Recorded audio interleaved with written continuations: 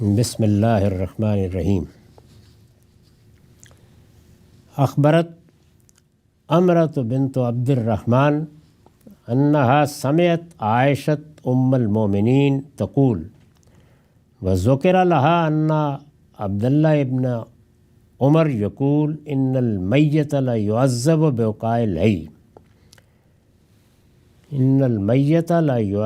ببقاء الحی فقالت عائشہ یغفر اللہ لأبی عبد الرحمن اما انہ لم یکذب ولکنہ نسی او اخطا انما مر رسول اللہ صلی اللہ علیہ وسلم بیہودیۃ یبکی علیہا اہلہا فقال انکم لتبکون علیہا وانہا لتعذب فی قبرہا وقرأت ولا تزر وازرۃ وزر اخری۔ یہ موطا امام مالک کی روایت ہے، رقم 264 ہے۔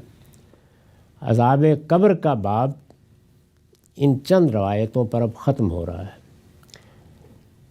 اس میں جو روایتیں اب تک اس مضمون کی ہم نے پڑھی ہیں ان میں یہ بیان کیا گیا تھا کہ رسول اللہ صلی اللہ علیہ وسلم نے کسی موقع پر یہ فرمایا کہ جب لوگ میت کے مرنے پر روتے ہیں تو اس کے نتیجے میں میت کو عذاب ہوتا ہے۔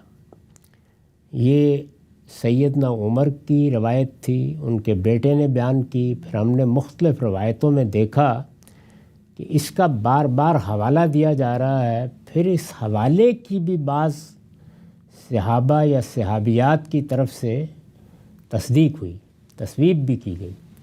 چنانچہ سیدہ صفیہ جو ام المومنین بھی ہیں اور عمر رضی اللہ عنہ کی بیٹی بھی ہیں، انہوں نے بھی تصویب کی۔ یہ سب روایتیں ہم پڑھ چکے ہیں۔ میں نے یہ عرض کیا تھا کہ یہ مضمون قرآن مجید کے بالکل خلاف ہے۔ قرآن مجید اس کو کسی حال میں کسی طریقے سے بھی قبول نہیں کرتا۔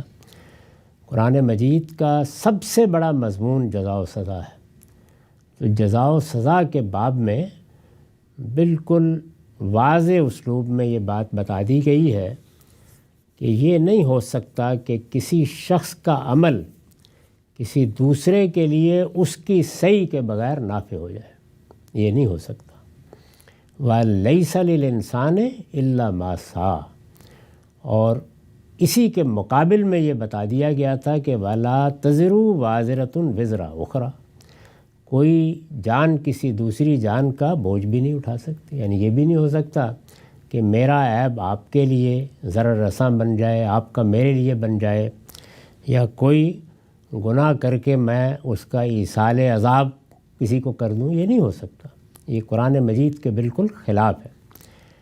اب جب یہ قرآن مجید کے بالکل خلاف ہے تو پھر اس روایت کا مطلب کیا ہے؟ تو میں نے یہ عرض کیا تھا کہ یہ آپ دیکھیں گے کہ خود عہد صحابہ میں ام المومنین کس طرح بات کو واضح کرتی ہیں۔ اب ہم اس جگہ پہنچ گئے ہیں، یعنی اس سے پہلے جو روایتیں تھیں ان میں موقع و محل کا کچھ تعین کرنے کی ہم نے صحیح کی، اس پر بھی میں نے تبصرہ کر دیا تھا کہ آخری روایت میں بظاہر یہ لگتا ہے کہ بات اس موقع پر کہی گئی، لیکن تدبر کی نگاہ سے دیکھیں تو معلوم ہوتا ہے کہ یہ نہیں ہو سکتا، اس لیے کہ موقع اور بات دونوں میں کوئی مناسبت نہیں ہے۔ تو یہ تجزیہ و تحلیل ہم کرتے چلے آ رہے ہیں۔ اب سیدہ کا تبصرہ سنیے۔ ترجمہ ہے، امرہ بنت عبد الرحمن کا بیان ہے کہ جب سیدہ عائشہ رضی اللہ عنہ کے سامنے، یعنی سیدنا عمر نے اپنے بیٹے کے سامنے یہ بات بیان کی، انہوں نے مان لی۔ سیدنا عمر نے مختلف موقعوں پر خود اس کا اظہار کیا تو اس کا مطلب ہے انہوں نے بھی تسلیم کر لیا۔ سیدہ صفیہ کے سامنے بات بیان ہوئی، انہوں نے بھی تصویب کر دی۔ صہیب کے سامنے بات بیان ہوئی، انہوں نے بھی اس پر کوئی اشکال ظاہر نہیں کیا۔ یعنی اس سے بڑھ کر کسی روایت کی کیا تصدیق تصویب ہوگی؟ درمیان میں کوئی سند نہیں ہے، صحابہ ہیں، ان کے درمیان بات ہو رہی ہے، یعنی رسول اللہ صلی اللہ علیہ وسلم سے براہ راست متعلق لوگ ہیں، سننے والے، دیکھنے والے، اور کوئی معمولی لوگ نہیں ہیں، یعنی بڑے بڑے صحابہ ہیں۔ سیدنا عمر کی جو حیثیت ہے ہر شخص اس سے واقف ہے، عبداللہ بن عمر جو عبادلہ ثلاثہ کہے جاتے ہیں، یعنی تین وہ عبداللہ جو دین کے بڑے علماء ہیں ان میں شمار ہوتے ہیں، بلکہ مالکیہ کا پورا علم جس ہستی پر مبنی ہے وہ عبداللہ بن عمر ہے۔ ان کے ہاں جو حدیث کی بھی سب سے زیادہ اعلیٰ سند سمجھی جاتی ہے، جس کو سلسلۃ الذہب کہتے ہیں، وہ وہی ہے کہ جس میں نافع عن عبداللہ بن عمر روایت کیا جاتا ہے۔ تو یہ اتنے بڑی بڑی شخصیات ہیں جو ایک بات بیان کر رہی ہیں اور ایک دوسرے کی تصدیق تصویب کر رہی ہیں، یعنی کسی کو کوئی تردد نہیں ہے۔ یہی بات جو اتنی جگہوں پر بیان ہو رہی ہے، لوگ اس کو مانے ہوئے ہیں، اس کو سنا کر ایک دوسرے کو تنبیہ کر رہے ہیں کہ مت رو۔ یعنی سیدہ حفصہ کو ان کے باپ نے یہ توجہ دلائی کہ دیکھو یہ تم چیخیں مار رہی ہو، رو رہی ہو، نہیں ایسا نہیں کرنا چاہیے، حضور نے یہ کہا تھا۔ اسی طرح صہیب کو جب وہ بہت غمزدہ ہوئے تو سیدنا عمر نے توجہ دلائی ہے، عبداللہ بن عمر بیان کر رہے ہیں۔ یہ سب کچھ ہو رہا ہے اور اس پر سیدہ کیا کرتی ہیں۔ امرہ بنت عبد الرحمن کا بیان ہے کہ جب سیدہ عائشہ کے سامنے، یعنی اب دائیں بائیں یہ بات بیان ہو رہی ہے مختلف لوگوں کے سامنے، کسی کو کوئی تردد نہیں ہے، وہی بات ہوتے ہوتے ایک دن سیدہ کے سامنے بیان ہو گئی، سیدہ عائشہ ام المومنین کے سامنے۔ جب سیدہ عائشہ رضی اللہ عنہ کے سامنے عبداللہ بن عمر رضی اللہ عنہ کی اس بات کا ذکر کیا گیا، اسی بات کا کہ عبداللہ بن عمر بیان کرتے ہیں کہ رسول اللہ نے یہ فرمایا تھا کہ میت کو زندہ لوگوں کے رونے کی وجہ سے عذاب ہوتا ہے، یہی روایت تھی جو ہم پڑھتے چلے آ رہے ہیں۔ ان کے سامنے ذکر کیا کسی نے، انہوں نے کہا کہ یہ عبداللہ بن عمر آج کل یہ بیان کرتے ہیں اور جگہ جگہ یہ بات بیان ہوئی ہے۔ تو اس پر میں نے سیدہ کو یہ کہتے ہوئے سنا، اور یہاں یہ دیکھیے کہ سیدہ بھی ایک خاتون ہے اور اس روایت کو بھی ایک خاتون امرہ بنت عبد الرحمن بیان کر رہی ہیں۔ تو وہ کہتی ہیں کہ میں نے سیدہ کو یہ کہتے ہوئے سنا، تبصرہ بھی دیکھیے کس طرح کیا ہے ام المومنین نے۔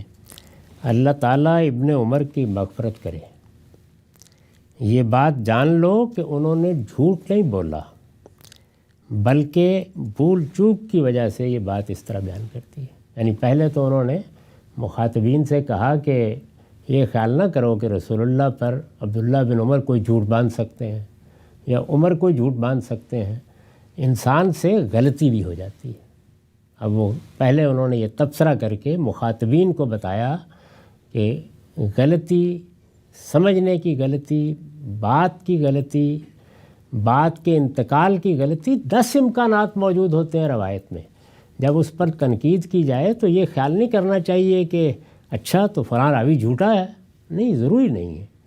تو یہاں پر بڑے لوگ ہیں، تو انہوں نے کہا کہ عبداللہ بن عمر کے بارے میں یہ خیال نہیں کرتی کہ انہوں نے رسول اللہ پر جھوٹ بول دیا ہے یا غلط بات بیان کر دیا، ہرگز نہیں، بھول چوک ہو جاتی ہے، انسان سے خطا ہو جاتی ہے۔ وَلَكِنَّهُ نَسِيَ وَأَخْطَأَ، بھول گیا ہے یا غلطی کر بیٹھا ہے، اس سے سوا کچھ نہیں ہے۔ اب وہ فرماتی ہیں کہ اصل بات یہ تھی کہ رسول اللہ صلی اللہ علیہ وسلم کا گزر ایک یہودی عورت کی میت کے پاس سے ہوا، یعنی انہوں نے اب ٹھیک متعین کر دیا ہے کہ موقع کون سا تھا۔ یہ میں پیچھے عرض کر چکا ہوں نا کہ 2 جگہوں پر تو بات حوالے کے طور پر آئی ہے۔ ایک جگہ ایسی تھی جہاں لگا کہ یہ سعد بن عبادہ کی بیمار پرسی کے موقع پر بات کہی گئی ہے، لیکن ہم نے تحلیل کر کے دیکھا کہ وہ بھی موقع نہیں بنتا اس کا۔